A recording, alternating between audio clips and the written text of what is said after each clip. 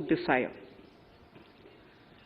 This budget seeks to lay the foundation and give a blueprint to steer the economy over Amritkal of the next 25 years, from India at 75 to India at 100. It continues to build on the vision drawn in the budget of 21-22. Its fundamental tenets, which included transparency of financial statement and fiscal position, reflect the government's intent, strengths, and challenges. This continues to guide us. The initiatives of the last year's budget have seen significant progress and have been provided with adequate allocations in this budget as well. The strengthening of health infrastructure, speedy implementation of the vaccination program, and the nationwide resilient response to the current wave of the pandemic are evident for all.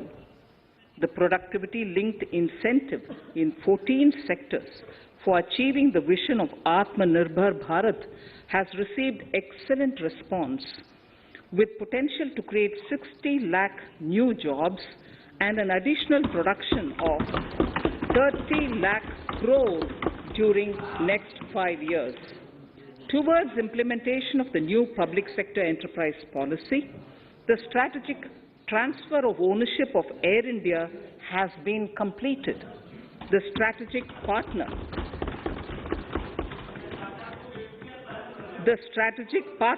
for Neelachal Ispat Nigam Limited has been selected. The public issue of the LIC is expected shortly. Others too are in the process for 2022-23. Please The no, National Bank आपको for पर्याप्त मौका, पर्याप्त अवसर मिलेगा। बेटे बेटे टिप्पणी मत कीजिए। the National Bank for Infrastructure Development and National Asset Reconstruction Company have commenced their activities. Honorable Speaker, sir, Budget 2021-22 had provided a sharp increase in provision for public investment or capital expenditure. Throughout the year, with the Honorable Prime Minister guiding the implementation, our economic recovery is continuing to benefit from the multiplier effect.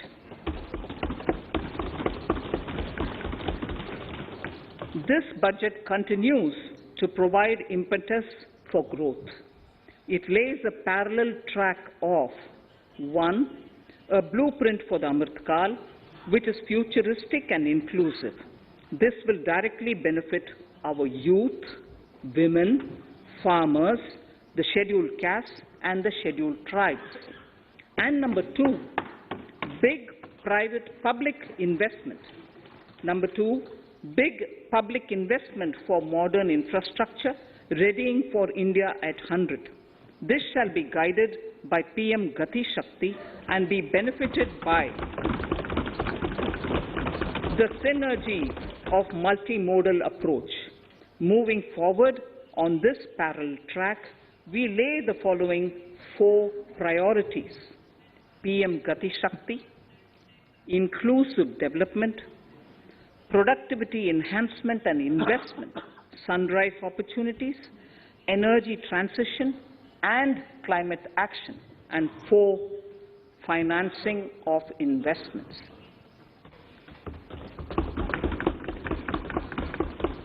PM Gati Shakti. PM Gati Shakti is a transformative approach for economic growth and sustainable development. The approach is driven by 7 engines, namely roads, railways, airports, ports, mass transport, waterways, and logistics infrastructure. All 7 engines will pull forward the economy in unison. These engines are supported by the complementary roles of energy transmission, IT communication, bulk water and sewerage, and social infrastructure. Finally, the approach is powered by clean energy and Sabka Prayas. The efforts of the central government, the state governments, and the private sector together, leading to a huge job and entrepreneurial opportunities for all, especially the youth. PM Gati Shakti Master Plan, National Master Plan, The scope of PM Gati Shakti National Master Plan will encompass the 7 engines for economic transformation, seamless multimodal connectivity, and logistics efficiency. It will also include the infrastructure development by the state governments as per Gati Shakti Master Plan. The focus will be on planning, financing, including through innovative ways, use of technology, and speedier implementation. The projects pertaining to these 7 engines in the national infrastructure pipeline will be aligned with PM Gati Shakti framework.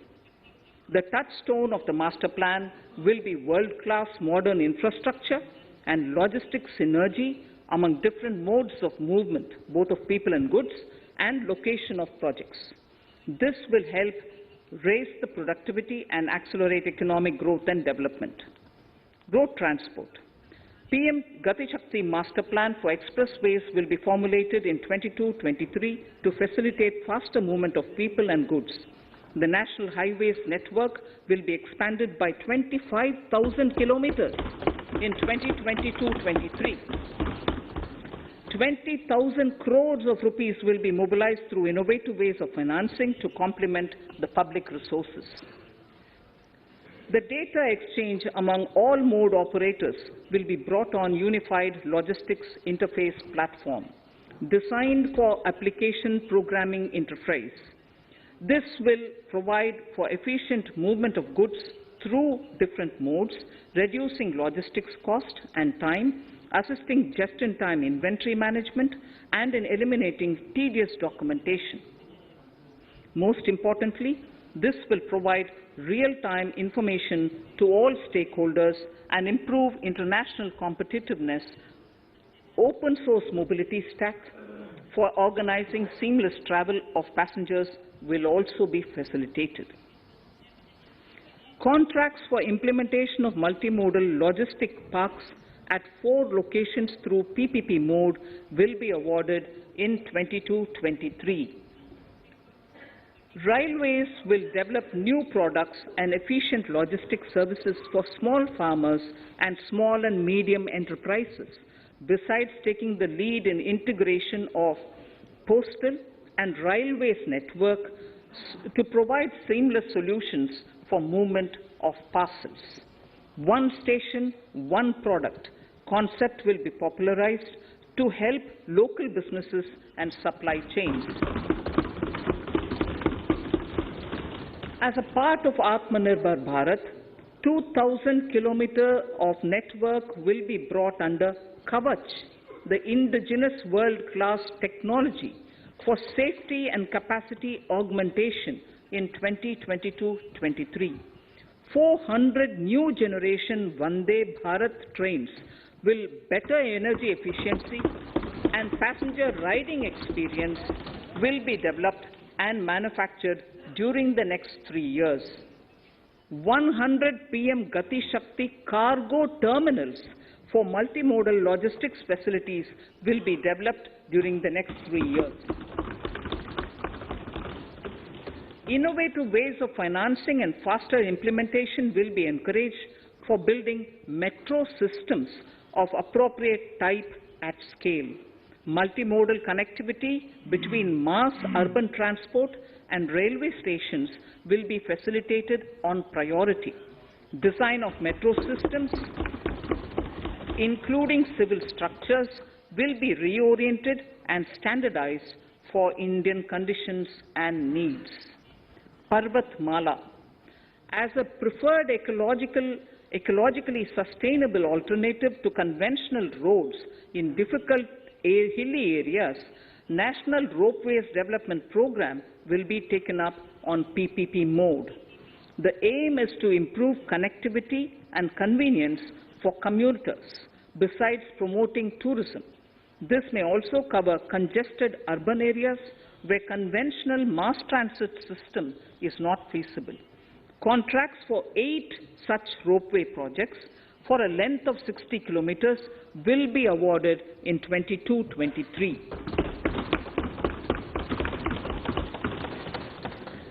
With technical support from the Capacity Building Commission, central ministries, state governments, and their infra agencies will have their skills upgraded. This will ramp up capacity in planning, design, financing, including innovative ways, and implementation management of the PM Gati Shakti infrastructure projects. Inclusive development, our second priority. Agriculture. The procurement of wheat in Rabi 21-22 and the estimated procurement of paddy in Kharif 21-22 will cover 1,208 lakh metric tons of wheat and paddy from 163 lakh farmers, and 2.37 lakh crores will be the direct payment of MSP value to their accounts. Chemical-free natural farming will be promoted throughout the country, with a focus on farmers' lands in 5-kilometer wide corridors along the river Ganga at the first stage. 2023 has been announced as the International Year of Millets. Support will be provided for post-harvest value addition, enhancing domestic consumption, and for branding millet products nationally and internationally. To reduce our dependence on import of oil seeds, a rationalized and comprehensive scheme to increase domestic production of oil seeds will be implemented. For delivery of digital and high-tech services to farmers, with involvement of public sector research and extension institutions, along with private agri-tech players and stakeholders of agri-value chains, a scheme in PPP mode will be launched.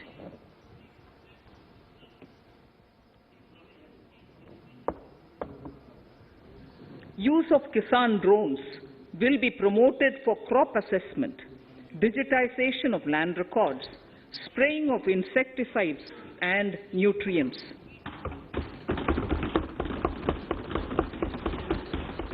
States will be encouraged to revise syllabi of agricultural universities to meet the needs of natural, zero budget and organic farming, modern-day agriculture, value addition and management.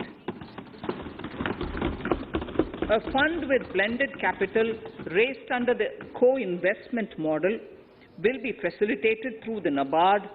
This is to finance startups for agriculture and rural enterprise relevant for farm produce value chain.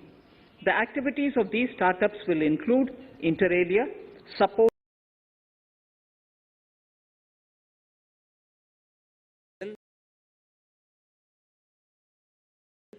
and technology, including IT-based support. The implementation of the Kane-Betwa link project at an estimated cost of 44,605 crores will be taken up. This is aimed at providing irrigation benefits to 9.0 lakh hectare of farmers' lands, drinking water supply to 62 lakh people, 103 megawatt of hydro, 27 megawatt of solar power, allocations of 4,300 crores of rupees in the RE 21-22 and 1,400 crores of rupees in 22-23 have been made for this project. Honorable Speaker, sir, draft DPRs for 5 river links, namely Daman-Ganga Pinjal, Par-Tapi Narmada, Godavari Krishna, Krishna Pennar, and Pennar Kaveri have been finalized. Once a consensus is reached among the beneficiary states, the Centre will provide support for their implementation. For farmers to adopt suitable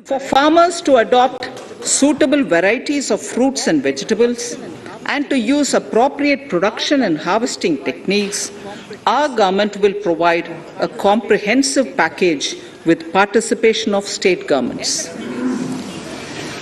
MSMEs, Udyam, eShram, NCS and ASEEM portals will be interlinked. Their scope will be widened. They will now perform as portals with live organic databases, providing G2C, B2C and B2B services.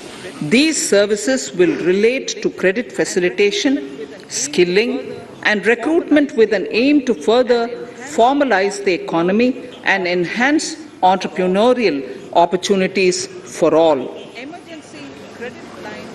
Emergency Credit Line Guarantee Scheme has provided the much-needed additional credit to more than 130 lakh MSMEs. This has helped them mitigate the adverse impact of the pandemic. The hospitality and related services, especially those by micro and small enterprises, are yet to regain their pre-pandemic level of business. Considering these aspects, the ECLGS will be extended up to March 2023, and its guarantee cover will be expanded by 50,000 crores of rupees to total cover of 5 lakh crores.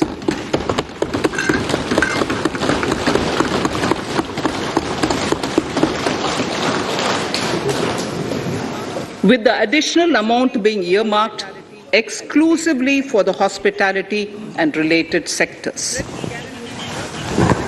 Credit Guarantee Trust for Micro and Small Enterprises, CGT-MSE, scheme will be revamped with required infusion of funds. This will facilitate additional credit of 2 lakh crore for micro and small enterprises and expand employment opportunities.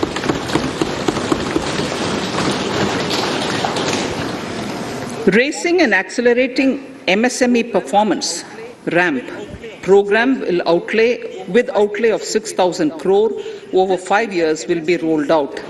This will help MSME sector become more resilient, competitive and efficient.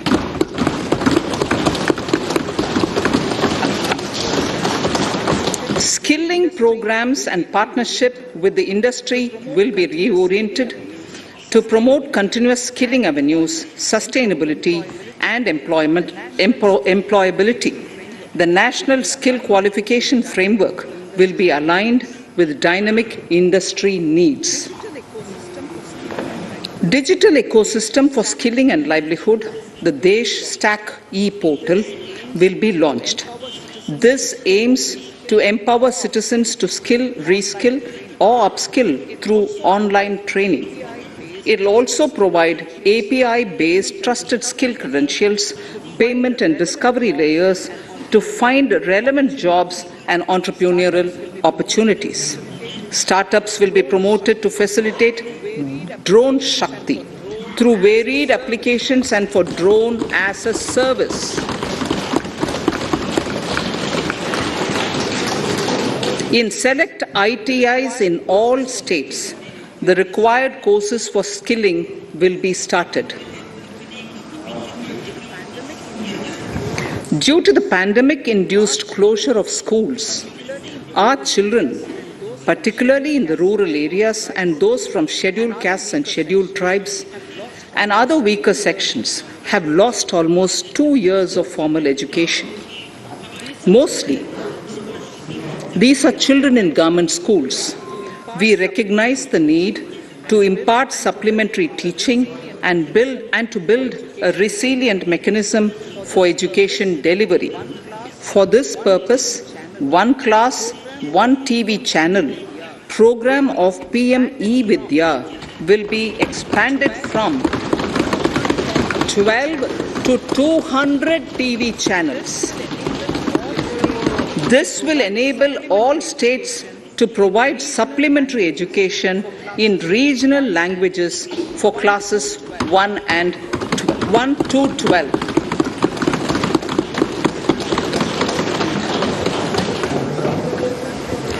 High-quality e-content in all spoken languages will be developed for delivery via internet, mobile phones, TV, and through radio and through digital teachers. A competitive mechanism for development of quality e-content by the teachers will be set up to empower and equip them with digital tools of teaching and facilitate better learning outcomes.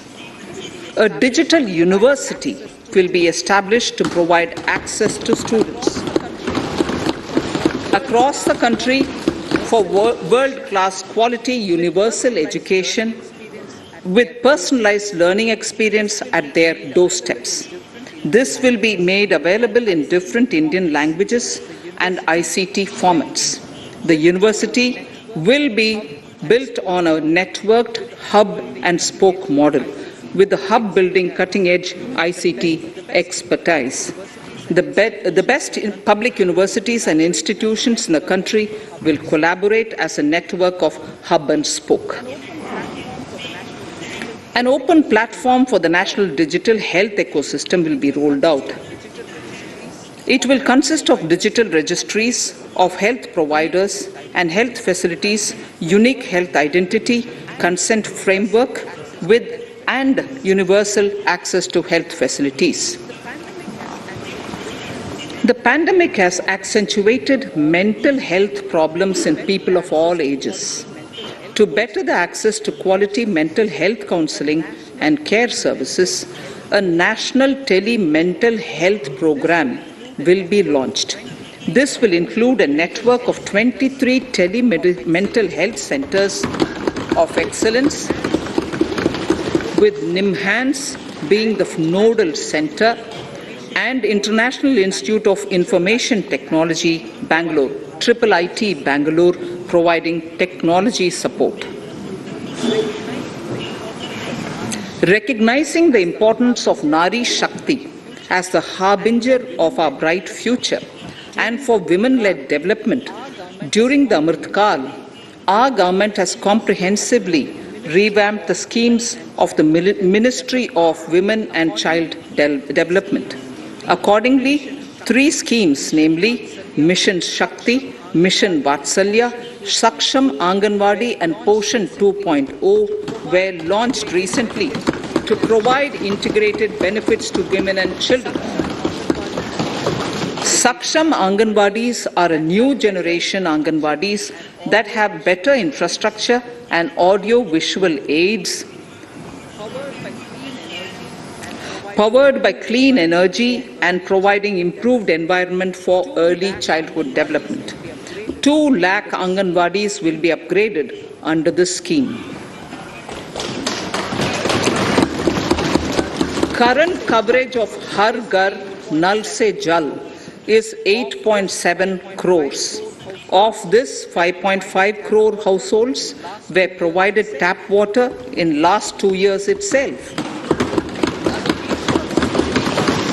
Allocation of 60,000 crores of rupees has been made with an aim to cover 3.8 crore households in 2022 and 23. In 22-23, 80 lakh houses will be completed for the identified eligible beneficiaries of the PM Awas Yojana, both rural and urban. 48,000 crores is allotted for this purpose. The central government will work with the state governments for reduction of time required for all land and construction-related approvals, for promoting affordable housing for middle class and for the economically weaker sections in urban areas. We shall also work with the financial sector regulators to expand access to capital along with reduction in cost of intermediaries. A new scheme, Prime Minister's Development Initiative for the Northeast, will be implemented through the Northeastern Council. It will fund infrastructure in the spirit of PM Gati Shakti and social development projects based on felt needs of the Northeast. This will enable livelihood activities for youth and women, filling the gaps in various sectors. It will not be a substitute for existing central or state schemes. While the central ministries may also post their candidate projects, priority will be given to those posted by the states. An initial allocation of 1,500 crores of rupees will be made, and the initial list of projects is given in Annexure 1 of my speech. Our vision to improve the quality of life of citizens in the most backward districts of the country through Aspirational Districts program has been translated into reality in a very short span of time. 95% of those 112 districts have made significant progress in key sectors such as health, nutrition, financial inclusion, and basic infrastructure. They have surpassed even some of the state average values.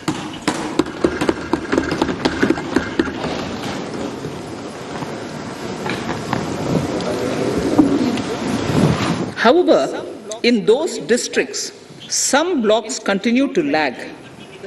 In 22-23, the program will focus on such blocks in those districts. Border villages with sparse population, limited connectivity, and infrastructure often get left out from the development gains. Such villages on the northern border will be covered under a new Vibrant Villages program. The activities will include construction of village infrastructure, housing, tourist centers, road connectivity, provisioning of decentralized renewable energy, direct-to-home access for Doordarshan and educational channels, and support for their livelihood generation. Additional funding for these activities will be provided. Existing schemes will be converged. We will define their outcomes and monitor them on a constant basis. In 2022, 100% of 1.5 lakh post offices will come on the core banking system, enabling financial inclusion and access to accounts through net banking, mobile banking, ATMs, and also provide online transfer of funds between post office accounts and bank accounts. This will be helpful, especially for farmers and senior citizens in rural areas, enabling interoperability and financial inclusion. Honorable Speaker, sir, in recent years, digital banking, digital payments, and fintech innovations have grown at a rapid pace in the country. Government is continuously encouraging these sectors to ensure that the benefits of digital banking reach every nook and corner of the country in a consumer-friendly manner. Taking forward this agenda and to mark 75 years of our independence, it is proposed to set up 75 digital banking units in 75 districts of the country by scheduled commercial banks. The financial support for digital payment ecosystem announced in the previous budget will continue in 22-23 as well. This will encourage further adoption of digital payments.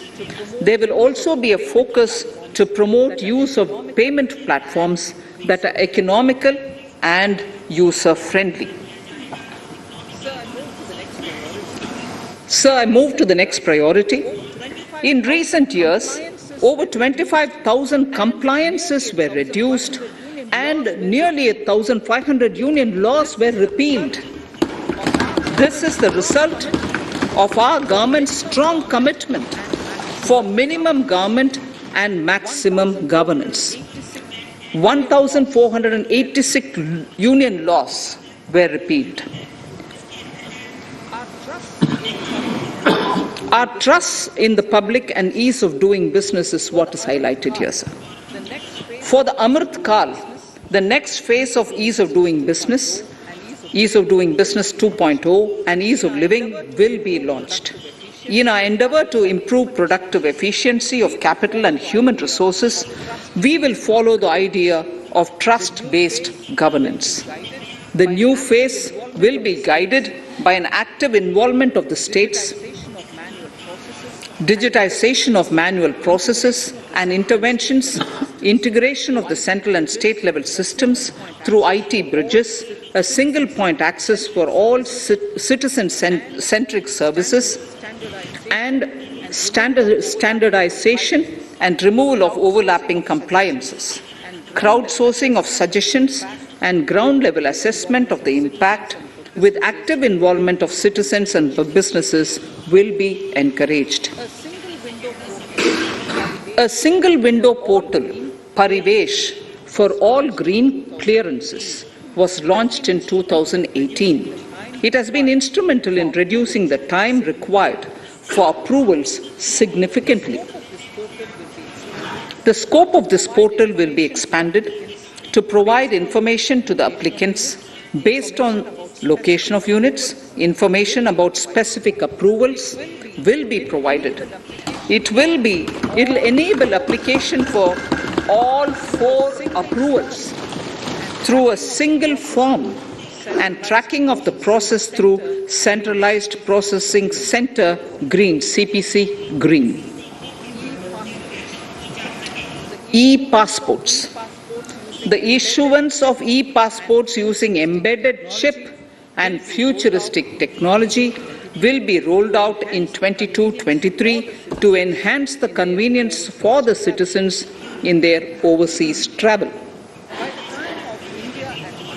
By the time of India at 100, nearly half our population is likely to be living in urban areas. To prepare for this, orderly urban development is of critical importance. This will help realize the country's economic potential, including livelihood opportunities for the demographic dividend. For this, on the one hand, we need to nurture the megacities and their hinterlands to become current centers of economic growth. On the other, we need to facilitate Tier 2 and Tier 3 cities to take on the mantle in the future. This would require us to reimagine our cities into centers of sustainable living with opportunities for all, including women and our youth. For this to happen, urban planning cannot continue with a business-as-usual approach. We plan to steer a paradigm change. A high-level committee of reputed urban planners, urban economists, and institutions will be formed to make recommendations on urban sector policies, capacity building, planning, implementation, and governance. For urban capacity building, support will be provided to the states. Modernization of building bylaws, town planning schemes, transit-oriented development will be implemented. This will facilitate reforms for people to live and work closer to the mass transit systems. The central government's financial support for mass transit projects and Amrit scheme will be leveraged for formulation of action plans and their implementation for facilitating the TOD and TPS by the states. For developing India-specific knowledge in urban planning and design, and to deliver certified training in these areas, up to 5 existing academic institutions in different regions will be designated as centers of excellence. These centers will be provided endowment fund of 250 crore each. In addition, the AICTE will take the lead to improve syllabi, quality and access of urban planning courses in other institutions. We will promote a shift to use of public transport in urban areas.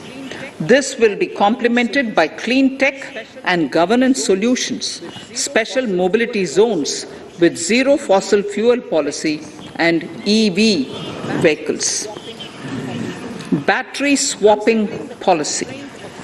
Considering the constraint of space in urban areas, for setting up charging stations at scale, a battery swapping policy will be brought out and interoperability standards will be formulated.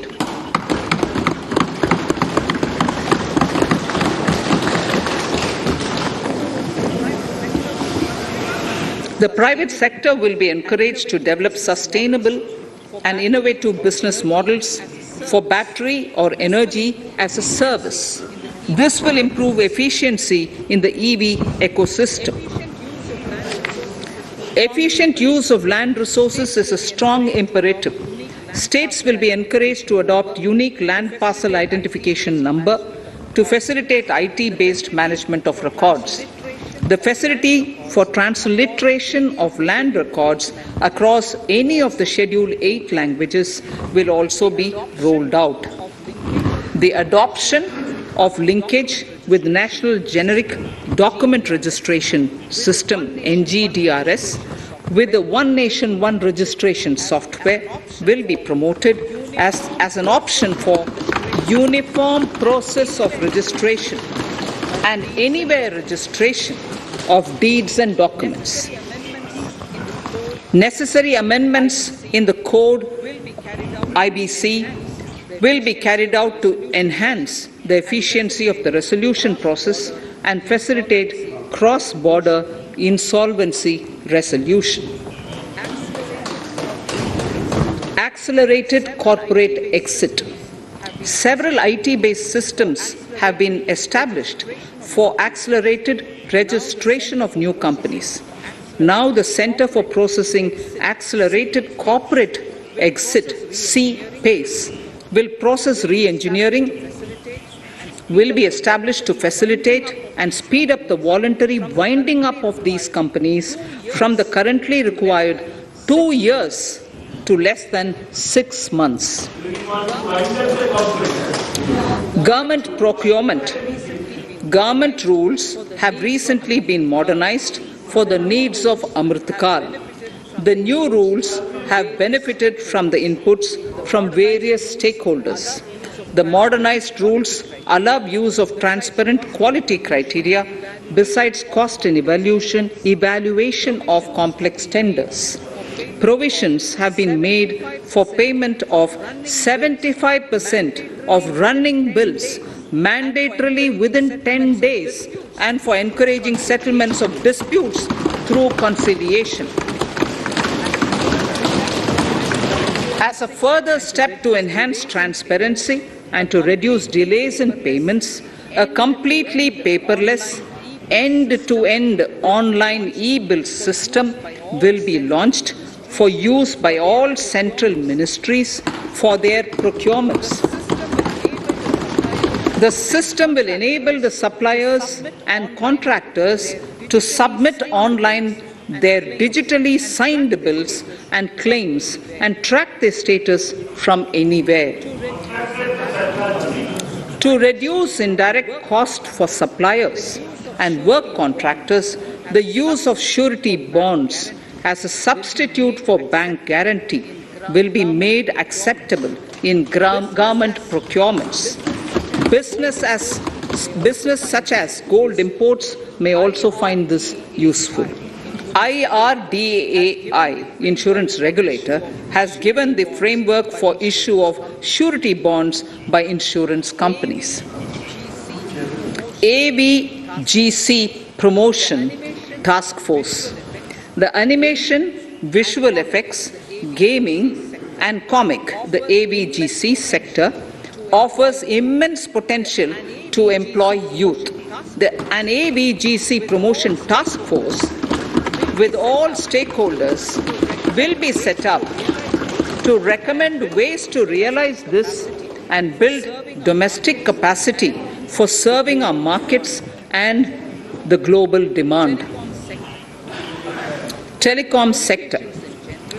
Telecommunications in general, and 5G technology in particular can enable growth and offer job opportunities. Required spectrum auctions will be conducted in 2022 to facilitate rollout of 5G's mobile services within 2022-23 by private telecom providers. A scheme for design-led manufacturing will be launched to build a strong ecosystem for 5G as part of the production-linked incentive scheme. To enable affordable broadband and mobile service proliferation in rural and remote areas, 5% of annual collections under the Universal Service Obligation Fund will be allocated. This will promote R&D and commercialization of technologies and solutions. Our vision is that all villages and their residents should have the same access to e-services, communication facilities, and digital resources as urban areas and their residents. The contracts for laying optical fiber in all villages, including remote areas, will be awarded under the Bharat Net project through PPP in 22 and 23. Completion is expected in 2025. Measures will be taken to enable better and more efficient use of the optical fiber. Export promotion.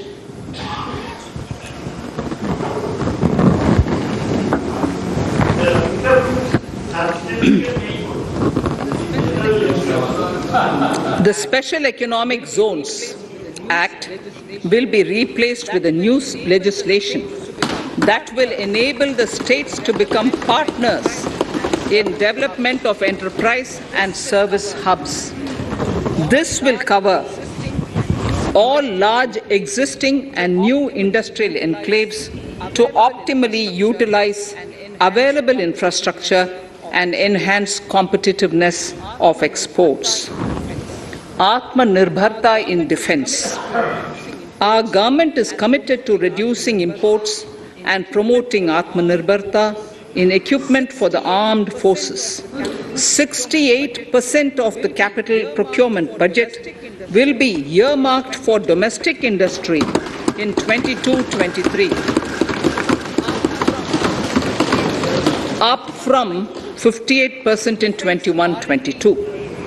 Defense R&D will be opened up for industry, startups, and academia, with 25% of defense R&D budget earmarked. Private industry will be encouraged to take up design and development of military platforms and equipment in collaboration with DRDO and other organizations through SPV model. An independent nodal umbrella body will be set up for meeting wide-ranging testing and certification requirements.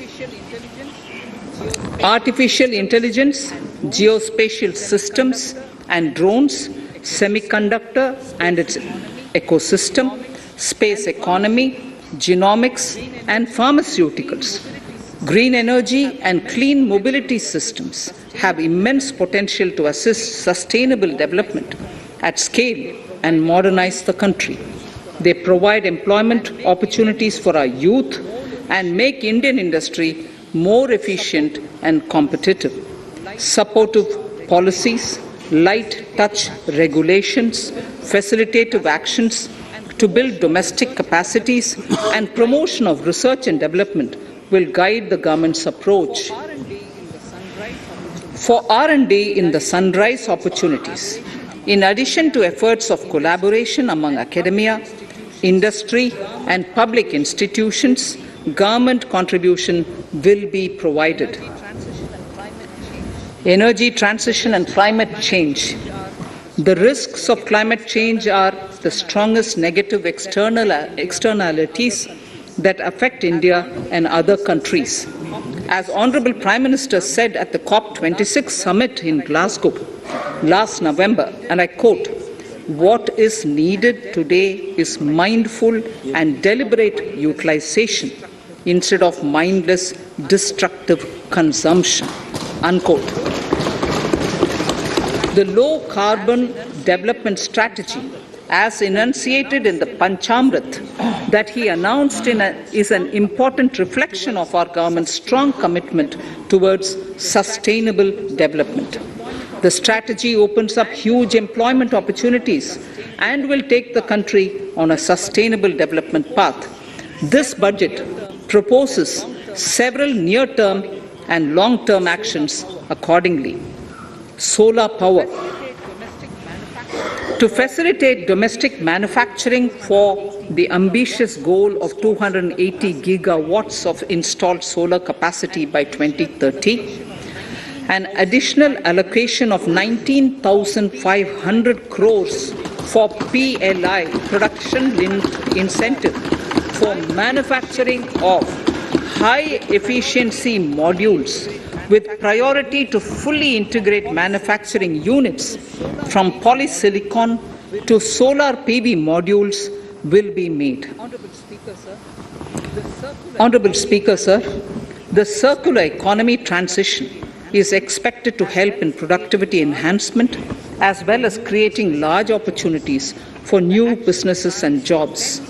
The action plans for 10 sectors such as electronic waste, end-of-life vehicles, used oil waste, toxic and hazardous industrial waste are already ready. The focus will now be on addressing important cross-cutting issues of infrastructure, reverse logistics, technology upgradation, and integration with informal sector. This will be supported by active public policies covering regulations, extended producers' responsibilities, framework, and innovation facilities. 5 to 7% biomass pellets will be co-fired in thermal power plants, resulting in carbon dioxide savings of 38 MMT annually. This will also provide extra income to farmers and job opportunities to locals and help avoid stubble burning in agricultural fields. Saving energy is an important aspect of the energy management. Hence, energy efficiency and savings measures will be promoted. This will be done in large commercial buildings through the energy service company business model. It will facilitate capacity building and awareness for energy audits, performance contracts, and common measurement of and verification protocol. 4 pilot projects for coal gasification and conversion of coal into chemicals required for the industry will be set up to evolve technical and financial viability. The policies and required legislative changes to promote agroforestry and private forestry will be brought in. In addition, financial support will be provided to farmers belonging to scheduled castes and scheduled tribes who want to take up agroforestry. Honourable Speaker, I now move to the 4th priority, financing of investments. Capital investment holds the key to speedy and sustainable economic revival and consolidation through its multiplier effect. Capital investment also helps in creating employment opportunities, induced enhanced demand for manufactured input from large industries and MSMEs, services from professionals, and help farmers through better agri-infrastructure. The economy has shown strong resilience to come out of the effects of the pandemic with high growth. However, we need to sustain that level to make up for the setback of 2020-2021. As outlined in para 5 earlier, the virtuous cycle of investment requires public investment to crowd in private investment. At this stage, private investments seem to require that support to rise to their potential and to the needs of the economy. Public investment must continue to take the lead and prime the private investment and demand in 2022-23. Considering the above imperative, the outlay for capital expenditure in the union budget is once again being stepped up sharply by 35.4% from 5.54 lakh crore in the current year to 7.50 lakh crores in 22-23. This has increased to more than 2.2 times the expenditure of 2019-20. This outlay in 22-23 will be 2.9% of the GDP. Effective capital expenditure. With this investment taken together with the provision made for creation of capital assets through grants and aid to states, the effective capital expenditure of the central government is estimated at 10.68 lakh crores in 22-23, which will be about 4.1% of the GDP. Green bonds. As a part of the government's overall market borrowings in 22-23, sovereign green bonds will be issued for mobilizing resources for green infrastructure. The proceeds will be deployed in public sector projects, which help in reducing the carbon intensity of the economy. Gift IFSC. World-class foreign universities and institutions will be allowed in the GIFT City to offer courses in the financial management, fintech, science, technology, engineering, and mathematics free from domestic regulations, except those by the IFSCA, to facilitate availability of high-end human resources for financial services and technology. An international arbitration center will be set up in the GIFT City for timely settlement of disputes under international jurisprudence. Services for global capital for sustainable and climate finance in the country will be facilitated in the GIFT City. Infrastructure status. Data centers and energy storage systems, including dense charging infrastructure and grid-scale battery systems, will be included in the harmonized list of infrastructure. This will facilitate credit availability for digital infrastructure and clean energy storage. Venture capital and private equity invested more than 5.5 lakh crores last year, facilitating one of the largest startup growth system. Scaling up this investment requires a holistic examination of regulatory and other frictions.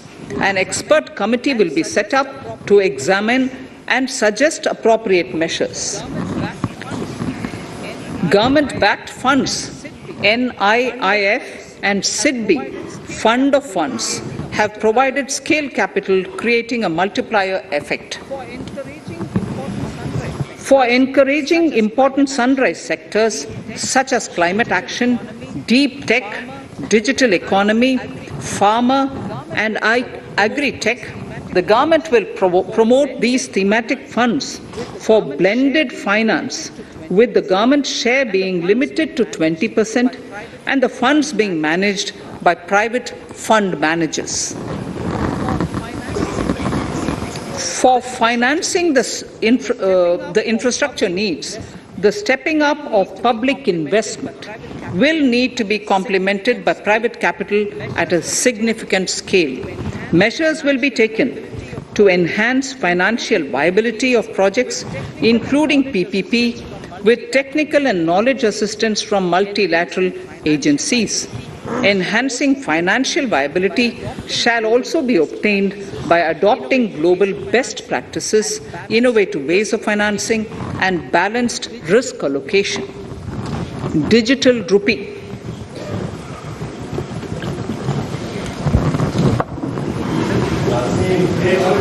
Introduction of a central bank digital currency will give a big boost to digital economy. Digital currency will also lead to a more efficient and cheaper currency management system. It is therefore proposed to introduce digital rupee using blockchain and other technologies to be issued by the Reserve Bank of India starting 2022 and 23. Financial assistance to states for capital investment. Reflecting the true spirit of cooperative federalism, the central government is committed to bolstering the hands of the states in enhancing their capital investment towards creating productive assets and generating remunerative employment. The scheme for financial assistance to states for capital investment has been extremely well received by the states. In deference to the requests received during my meeting with the chief ministers and state finance ministers, the outlay for this scheme is being enhanced from 10,000 crores in the budget estimates to 15,000 crores in the revised estimates for the current year.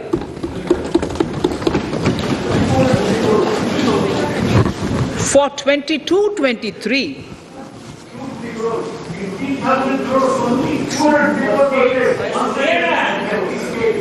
I'll repeat that sentence for the benefit of many of our honourable members. In deference to the requests received during my meeting with chief ministers and state finance ministers, the outlay for this scheme is being enhanced from 10,000 crores in the BE to 15,000 crores, 15,000 crores in the RE of the current year. For 22-23, the allocation is 1 lakh crores to assist the states in catalyzing the overall investments in the economy. These 50-year interest-free loans are over and above the normal borrowings allowed to the states,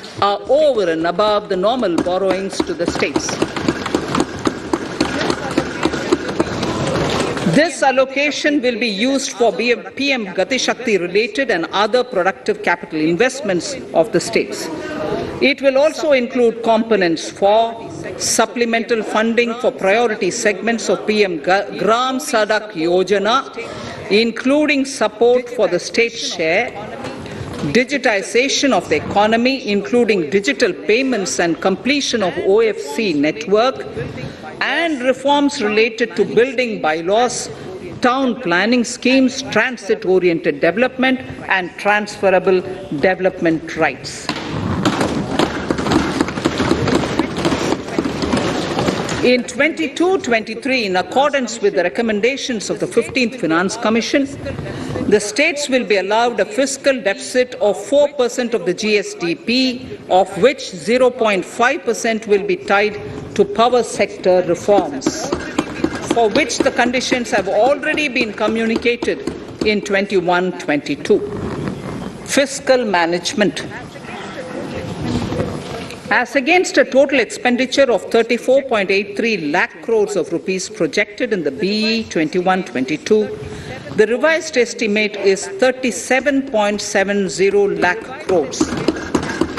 The revised estimate of capital expenditure is 6.3 lakh crores of rupees. This includes an amount of 51,971 crores towards settlement of outstanding guaranteed liabilities of Air India and its other sundry commitments. Coming to the budget estimates, Honourable Speaker, sir, the total expenditure in 22-23 is estimated at 39.45 lakh crores, while the total receipts other than borrowings are estimated at 22.84 lakh crores of rupees.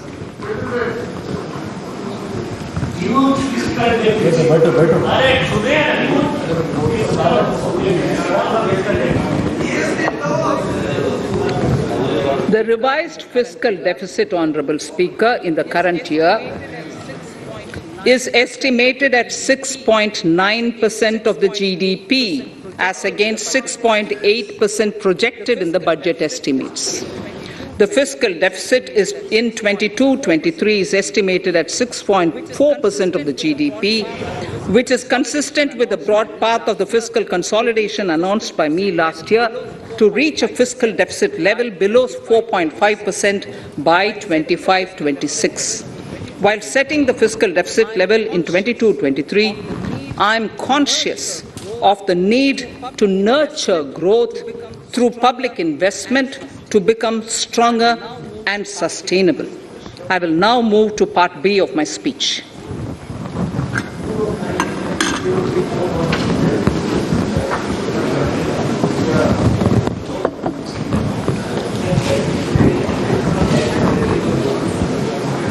Direct tax. Honourable Speaker, sir, I take this opportunity to thank all the taxpayers of our country who have contributed immensely and strengthened the hands of the government in helping their fellow citizens in this hour of need. So I have brought in a little verse from the Mahabharata. I won't spend more time reading because I would like the speech to get enough time. However, the substance of it is the king must make arrangements for yoga kshema, which is the welfare of the populace, by way of abandoning any laxity and by governing the state in line with dharma, along with collecting taxes which are in consonance with dharma. This is Mahabharata Shanti Parva Adhyaya, Shloka 11 from 72. Drawing wisdom from our ancient texts, we continue on the path to progress. The proposals in this budget, while continuing with our declared policy of stable and predictable tax regime, intend to bring more reforms that will take ahead our vision to establish a trustworthy tax regime. This will further simplify the tax system, promote voluntary compliance by taxpayers, and reduce litigation. Introducing new updated return. India is growing at an accelerated pace and people are undertaking multiple financial transactions. The Income Tax Department has established a robust framework of reporting of taxpayers' transactions. In this context, some taxpayers may realize that they have committed omissions or mistakes in correctly estimating their income for tax payment. To provide an opportunity to correct such errors, I am proposing a new provision permitting taxpayers to file an updated return on payment of additional tax. This updated return can be filed within 2 years from the end of the relevant assessment year.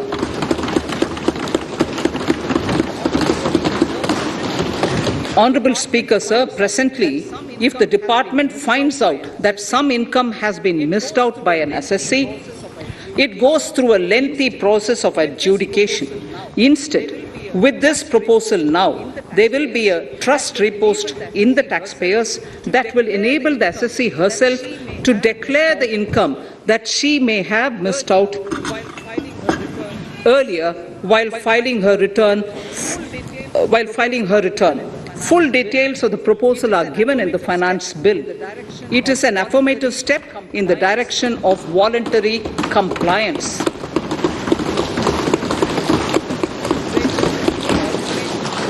Reduced alternative minimum tax rate and surcharge for co-operatives. Currently, cooperative societies are required to pay alternate minimum tax at the rate of 18 and 1.5%. However, companies pay the same rate, the same, which is the alternate minimum tax, at the rate of 15%. To provide a level playing field between cooperative societies and companies, I propose to reduce this rate for the cooperative societies also to 15%. Honourable Speaker, sir, I also propose to reduce the surcharge on cooperative societies from the present 12% to 7% for those having total income of more than 1 crore and up to 10 crores. This would help in enhancing income of cooperative societies and its members who are mostly from the rural and from farming communities. Tax relief to persons with disability. The parent or guardian of a differently abled person can take an insurance scheme for such person. The present law provides for deduction to the parent or guardian only if the lump sum payment or annuity is available to the differently abled person on the death of the subscriber, that is the parent or the guardian. There could be situations where the differently abled dependent may need payment of annuity or lump sum amount even during the lifetime of their parent or guardian. I propose thus to allow the payment of annuity and lump sum amount to the differently abled dependent during the lifetime of the parent and guardians, that is parent or guardians, attaining the age of 60 years. Parity between employees of the state and central governments. At present, the central government contributes 14% of the salary of its employee to the National Pension System, NPS, Tier 1. This is allowed as a deduction in computing the income of the employee. However, such deduction is allowed only to the extent of 10% of the salary in case of employees of the state governments. To provide equal treatment to both central and state government employees, I propose to increase the tax deduction limit from 10% to 14% on employers' contribution to the MPS account of state government employees as well. This would help in enhancing the social security benefits of the state government employees and bring them at par with central government employees. Incentives for startups. Startups have emerged as drivers of growth for our economy. Over the past few years, the country has seen a manifold increase in successful startups. Eligible startups established before 31/3/2022 had been provided a tax incentive for 3 consecutive years out of the 10 years from incorporation. In view of the COVID pandemic, I propose to extend the period of incorporation of the eligible startup by 1 more year, that is, up to 31/3/2023 for providing such tax incentives.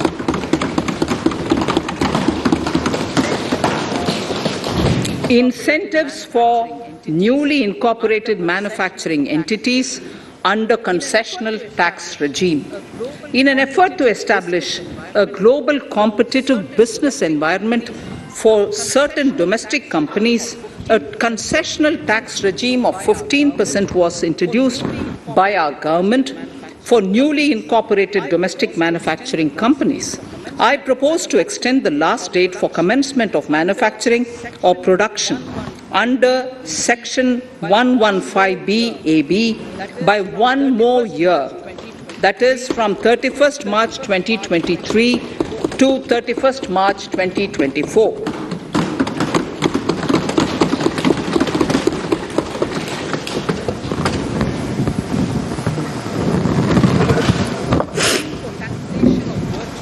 Scheme for taxation of virtual digital assets.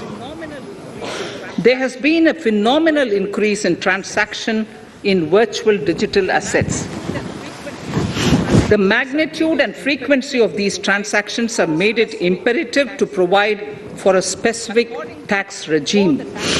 Accordingly, for the taxation of virtual digital assets, I propose to provide that any income from transfer of any virtual digital asset shall be taxed at the rate of 30%, 30%. No deduction in respect of any expenditure or allowance shall be allowed while computing such income except cost of acquisition. Further, loss from transfer of virtual digital asset cannot be set off against any other income. Further, in order to capture the transaction details, I also propose to provide for TDS on payment made in relation to transfer of virtual digital asset at the rate of 1% of such consideration above a monetary threshold. Gift of virtual digital asset is also proposed to be taxed in the hands of the recipient.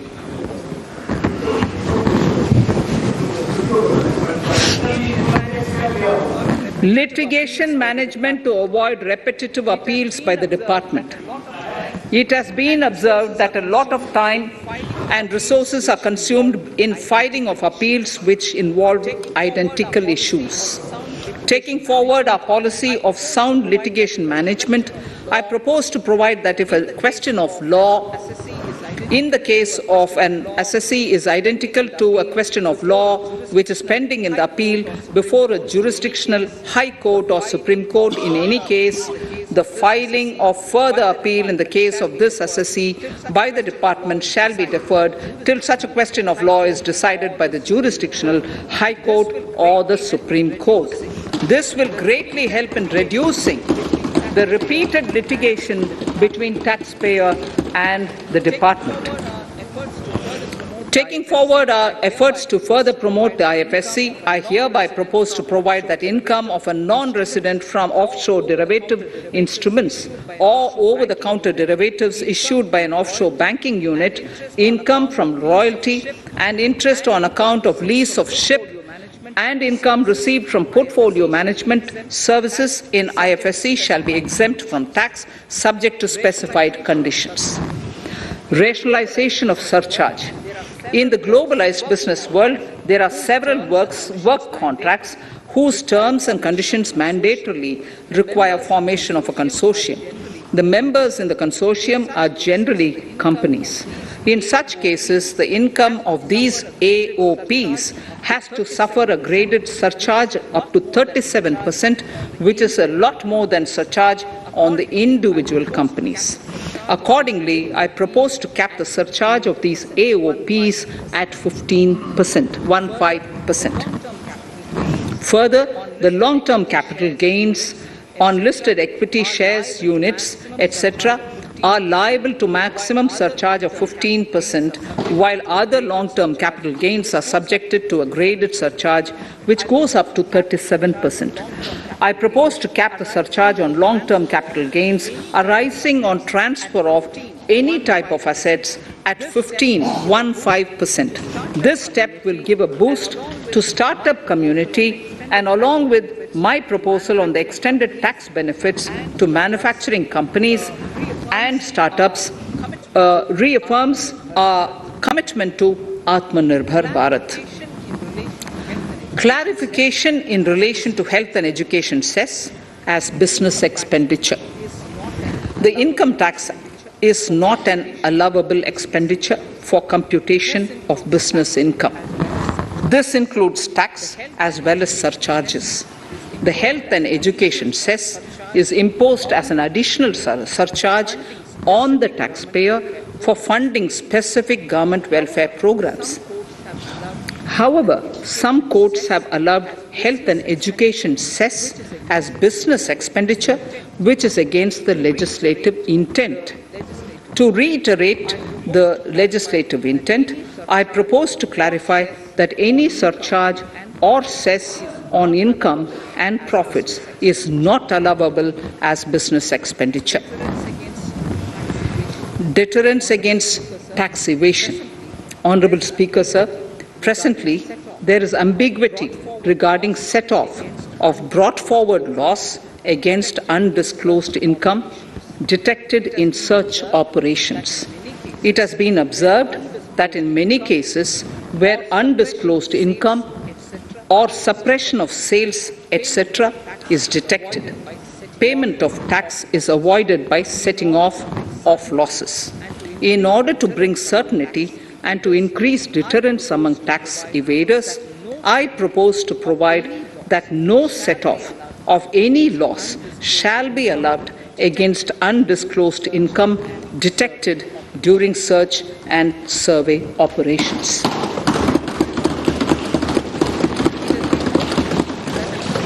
It has been noticed that as a business promotion strategy, there is a tendency on businesses to pass on benefits to their agents. Such benefits are taxable in the hands of the agents. In order to track such transactions, I propose to provide for tax deduction by the person giving benefits if the aggregate value of such benefits exceeds 20,000 rupees during the financial year. A few other changes are being made, the details of which are there in the finance bill. Indirect taxes. So, remarkable progress in GST. GST has been a landmark reform of independent India, showcasing the spirit of cooperative federalism.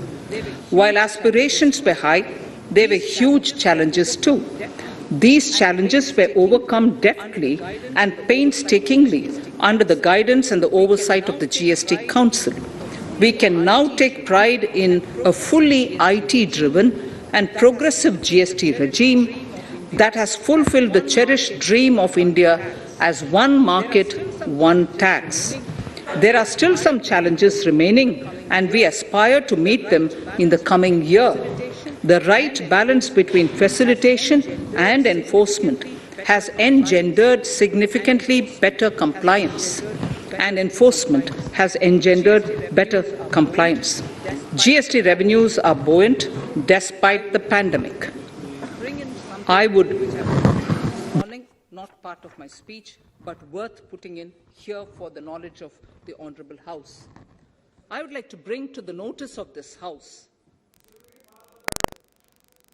I would like to bring to the notice of this House that the gross GST collections for the month of January 22 are rupees 1,0986 crores, which is the highest since the inception of GST. This has been possible due to rapid economic growth recovery post-COVID.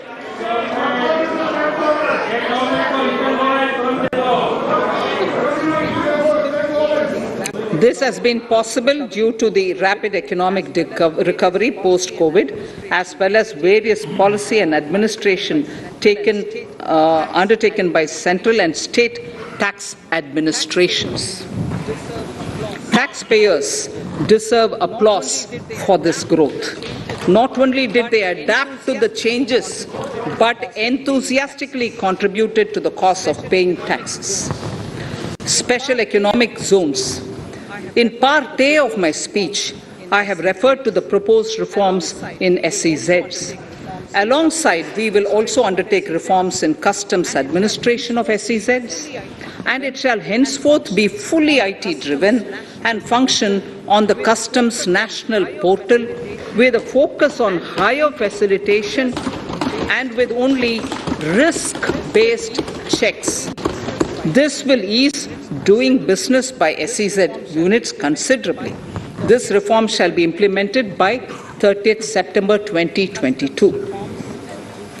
Customs reforms and duty rate changes. Customs administration has reinvented itself over the years through liberalized procedures and infusion of technology. Faceless customs has been fully established. During COVID-19 pandemic, customs formation have done exceptional frontline work against all odds, displaying agility and purpose. Customs reforms have played a very vital role in domestic capacity creation, providing level playing field to our MSMEs, easing the raw material supply side constraints, enhancing ease of doing business, and being an enabler to other policy initiatives such as PLI and phased manufacturing plans. My proposal on customs side are aligned to these objectives. Project imports and capital goods.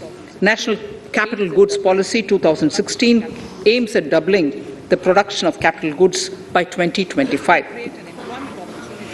This would create an employment opportunities and result in increased economic activity. However, several duty exemptions, even extending to over 3 decades, in some cases have been granted to capital goods for various sectors like power, fertilizer, textiles, leather footwear, food processing, and fertilizers. These exemptions have hindered the growth of the domestic capital goods sector. Similarly, project import duty concessions have also deprived the local producers of a level playing field in areas like coal mining projects, power generation, transmission or distribution projects, railway and metro projects. Our experience suggests that reasonable tariffs are conducive to the growth of domestic industry and make in India without significantly impacting the cost of essential imports. Accordingly, Honourable Speaker, sir, it is proposed to phase out the concessional rates in capital goods and project imports gradually and apply a moderate tariff of 7.5%. Certain exemptions for advanced machineries that are not manufactured within the country shall continue. A few exemptions are being introduced on inputs like specialized castings, ball screw, and linear motion guide to encourage domestic manufacturing of capital goods. In the last 2 budgets, we have rationalized several customs exemptions. We have once again carried out an extensive consultation, including by crowdsourcing. As a result of these consultations, more than 350 exemption entries are proposed to be gradually phased out. These include exemptions on certain agricultural produce,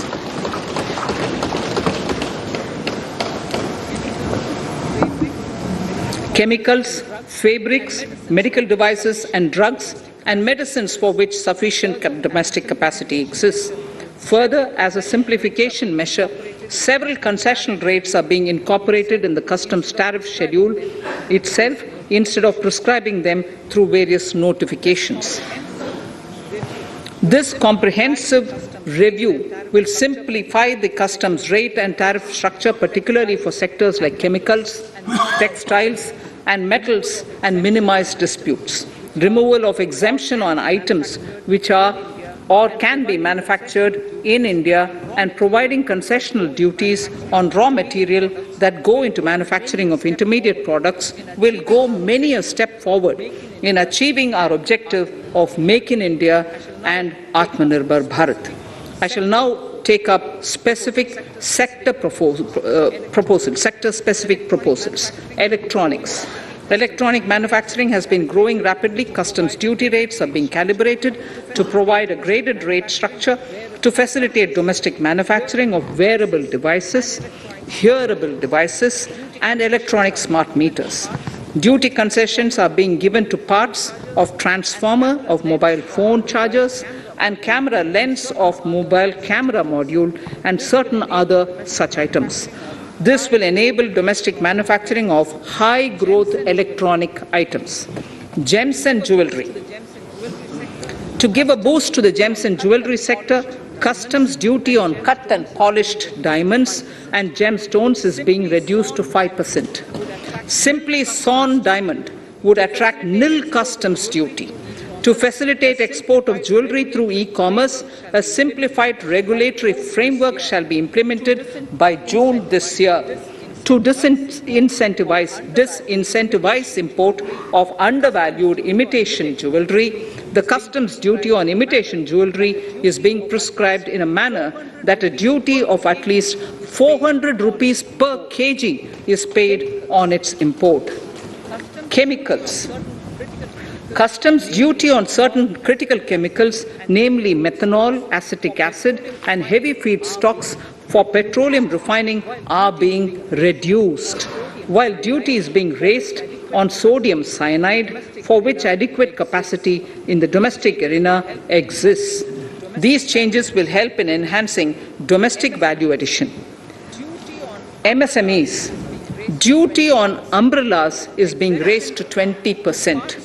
Exemption to parts of umbrellas is being withdrawn. Exemption is also being rationalized on implements and tools for agricultural sector which are manufactured in India. Customs duty exemption given to steel scrap last year is being extended for another year to provide relief to MSME secondary steel producers.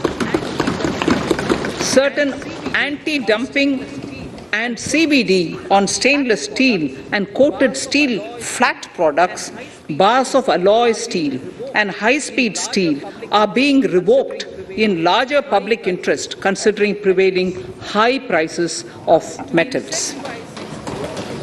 To incentivize exports, exemptions are being provided on items such as embellishment, trimmings, fasteners, buttons, zipper, lining material, specified leather, furniture fittings, and packaging boxes that may be needed by bona fide exporters of handicrafts, textiles, leather garments, leather footwear, and other goods.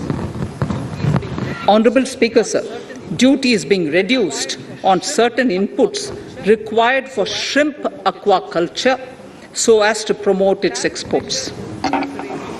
Tariff measure to encourage blending of fuel. Blending of fuel is a priority for this government. To encourage the efforts for blending of fuel, unblended fuel shall attract an additional differential excise duty of Rs 2 per litre from first day of October 22.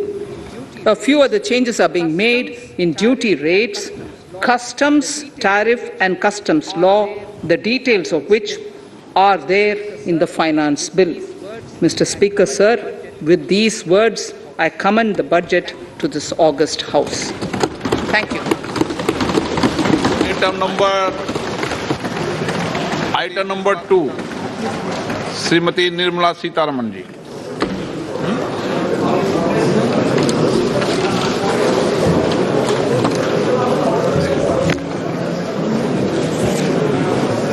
Sir, with your permission, I rise to lay on the table the following statements under Section 3(1) of the Fiscal Responsibility and Budget Management FRBM Act 2003, Medium-Term Fiscal Policy cum Fiscal Policy Strategy Statement and Macroeconomic Framework Statement.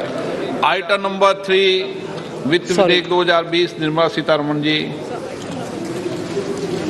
Sir, item number 3, Finance Bill. Sir, with your permission, I rise to move for leave to introduce the Finance Bill 2022. प्रश्न ये कि वित्त विधेयक को पुनर्स्थापित करने की अनुमति प्रदान की जाए। जो सदस्य इसके पक्ष में हाँ कहें, जो सदस्य विरोध में ना कहें। मेरे विचार में निर्णय हाँ वालों के पक्ष में, हाँ वालों के पक्ष में। माननीय मंत्री जी, वित्त विधेयक को पुनर्स्थापित करें। Sir, I introduce the bill. सभा की कार्रवाई कल बुधवार दिनांक 2 फरवरी 2022 को 4:30 बजे तक के लिए स्थगित की जाती है।